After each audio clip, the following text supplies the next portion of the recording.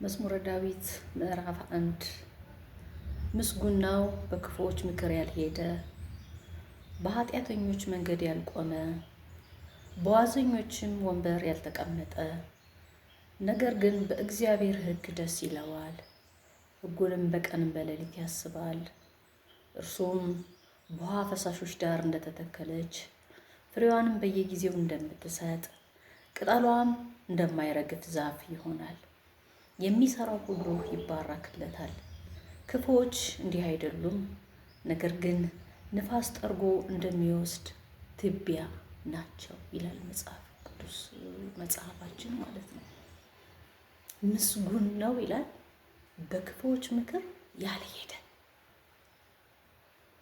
የክፉ ሰዎች ምክር የእግዚአብሔር ሐሳብ የሌለበት፣ መንፈስ ቅዱስ የማይገኝበት፣ ለመልካም የማይሆን፣ ለሰላም የማይሆን፣ ለጽድቅ የማይሆን፣ በዛ ውስጥ በክፉ ሰዎች ምክር ውስጥ ሞት አለበት፣ ኃጢአት አለበት፣ መልካም ያልሆኑ ነገሮች ሁሉ በዛ የሰዎች ክፉ ምክር ውስጥ ይገኛሉ። ስለዚህ ምን ይላል? ምስጉን ነው ይላል። በዛ በክፉዎች ምክር ያልሄደ ሰው የክፉ ምክር። እንደገናም ደግሞ ምን ይላል? በኃጢአተኞች መንገድ ያልቆመ። አያችሁ፣ መጽሐፍ ቅዱሳችን ሲናገር ሁለት አይነት መንገድ እንዳለ ይናገራል። በምሳሌ ሰፊው መንገድ ኃጢአተኞች የሚሄዱበት እንደሆነ፣ ብዙ ነገር ሰዎች እንደፈቀዳቸው የሚሆኑበት መንገድ እንደሆነ፣ በዛ ውስጥ ብዙ የጽድቅ ስራ ያልሆኑ ነገሮች እንደሚፈጸሙ እንደሚከናወኑ፣ ከዛ የተነሳ ሞት እንዳለበት መጽሐፍ ቅዱስ ይነግረናል። ጠባቡ መንገድ ደግሞ የጽድቅ መንገድ እንደሆነ ቅዱሱ መጽሐፋችን ይነግረናል። ምክንያቱም ሁሉ ተፈቅዶልኛል ሁሉ ግን አይጠቅመኝም ይላል መጽሐፍ ቅዱስ። ስለዚህ ሁሉንም ማከናወን ሁሉንም ለማድረግ በዛ በኃጢአተኞች መንገድ የማይሄድ ሰው እርሱ ምስጉን ነው ይላል። ጭራሽ እንደውም ደግሞ በኃጢአተኛ ወንበር የማይቀመጥ ሰው ይላል። በቃ ሶስት ነገሮች ነው የሚለው። በኃጢአተኛ ወንበር የማይቀመጥ ሰው እርሱ ምስጉን ነው ይላል።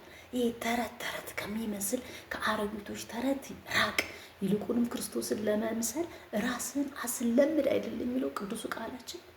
በቃ ስለዚህ መጽሐፍ ቅዱስ እንዲህ ይላል፣ ከሶስት ነገሮች እንድንቆጠብ ይናገራል መዝሙር ዳዊት በቃሉ ማለት ነው። አንደኛ በክፉዎች ምክር አለመሄድ፣ ከክፉ ምክር ጋር አለመተባበር፣ በክፉ ምክር አለመጠመድ፣ ከእነርሱ ጋር እነሆኝ አለማለት። እንደዛ ያላለ ሰው ምስጉን እንደሆነ መጽሐፍ ቅዱስ ይናገራል። በኃጢአተኞች መንገድ የማይሄድ ሰው ምስጉን ነው ይለዋል መጽሐፍ ቅዱስ። እንደገና በዋዘኞች ወንበር የማይቀመጥ ሰው እርሱ ምስጉን ነው።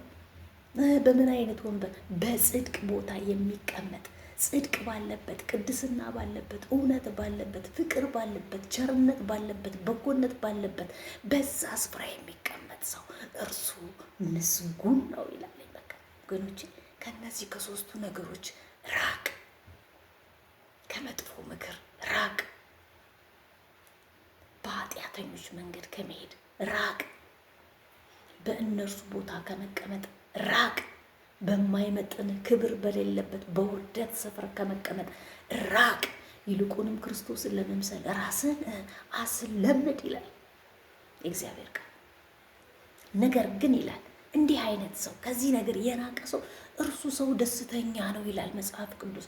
ነገር ግን በእግዚአብሔር ሕግ ደስ ይለዋል። ይሄ ምስጉን የሆነ ሰው ከእነዚህ ነገሮች የራቀ በእግዚአብሔር ሕልውና ውስጥ የሚገኝ በዛ በከበረው ነገር ውስጥ የሚገኝ በተዋረደ ስፍራ የማይገኝ ሰው እርሱ ሰው በእግዚአብሔር ሕግ ደስ ይለዋል፣ ሕጉን ደግሞ በቀንም በሌሊትም ያስባል ይላል። ያን ጊዜ መንገዱ ይቃናለታል፣ ያን ጊዜ መንገዱ ይከናወንለታል።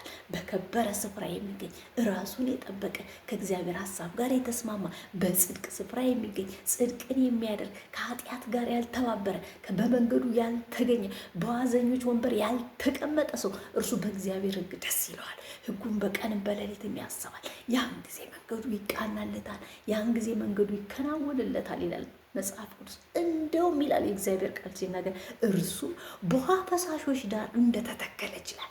ያቺ በውኃ ፈሳሾች ዳር የተተከለች ቅጠሏ እንደሚለመልም ለእይታ እንኳን ስናያት ቅጠሏ የለመለመ ይሆናል።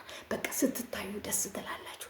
ነገራችሁ የለመለመ ፍሬያማ ሁናችሁ ነው የምትታዩት። በእንደዛ አይነት ነገር ውስጥ የማትውሉ በእግዚአብሔር ክብርና በእግዚአብሔር ሕልውና ውስጥ ያላችሁ ሰዎች ሁልጊዜ ስትታዩ የለመለማችሁ፣ ህይወታችሁ የለመለመ፣ ኑሯችሁ የለመለመ፣ ንግግራችሁ የለመለመ፣ ቅድስናችሁ የለመለመ ትሆናላችሁ ይላል።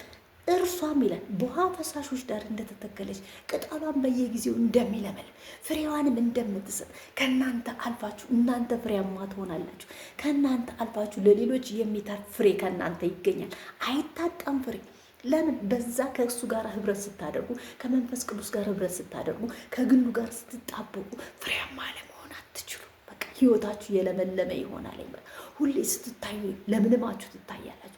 እንደገና ደግሞ መለምለም ብቻ ሳትሆን አፍርታችሁ 100፣ 60፣ 30 አፍርታችሁ ትታያላችሁ ማለት ነው።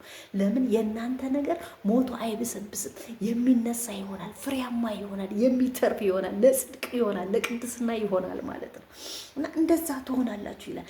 እርሷም በውሃ ፈሳሾች ዳር እንደተተከለች ቅጠሏን ዕለት ዕለት እንደሚለመልም ፍሬውንም እንደምትሰጥ እንደማትረግፍ በቃ ቅጠሏም አይረግፍም፣ ሁሌ ትለመልማለች። ለምን? ሁሌ ውሃ ታጠጣል። ሁሌ በቃ ከዛ ከውሃው ዳር ነው ያለችው።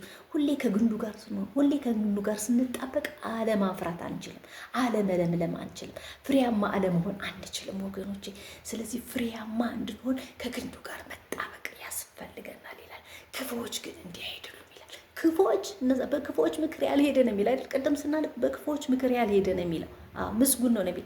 ክፉዎች ግን እንዲህ አይደሉም ይላል። ነገር ግን ንፋስ ጠርጎ እንደሚወስደው ትቢያ ናቸው ይላል መጽሐፍ ቅዱስ። ስለዚህ እግዚአብሔር ይርዳን፣ እግዚአብሔር ይርዳን። በቃ በእነዚህ ቦታዎች መጣታት አይሆንብን። በእውነት የክፉዎችን ምክር አለመስማት፣ በኃጢአተኞች መንገድ አለመሄድ፣ በዋዘኞች ወንበር አለመቀመጥ፣ ይህ ይሁንልን በጌታ በኢየሱስ ክርስቶስ። ነገር ግን ከግንዱ ጋር መጣበቅ ይሁንልን። ይህ በሆነ ጊዜ ፍሬያማ እንሆናለን።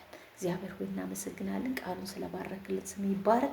በጌታ በኢየሱስ ክርስቶስ አሜን።